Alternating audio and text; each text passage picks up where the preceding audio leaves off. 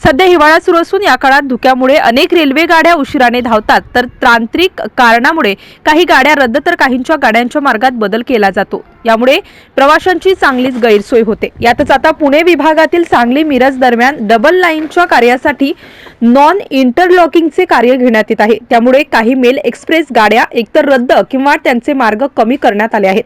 भुसावळ विभागातील काही गाड्यांवर परिणाम होणार आहे।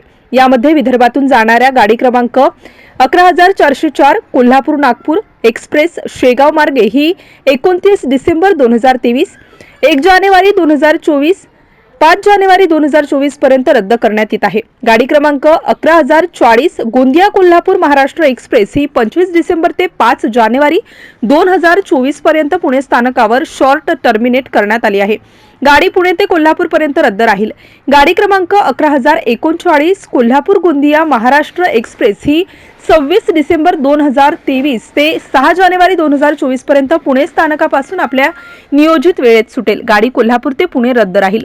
गाडी क्रमांक 11403 व 11404 नागपूर कोल्हापूर एक्सप्रेस ही 30 डिसेंबर पासून काही दिवस रद्द करण्यात आली आहे। गाडी क्रमांक 11403 नागपूर कोल्हापूर एक्सप्रेस अकोला मार्गे ही गाडी 30 डिसेंबर 2023, 2 जानेवारी 2024, 6 जानेवारी 2024 या दिवशी रद्द करण्यात आली आहे।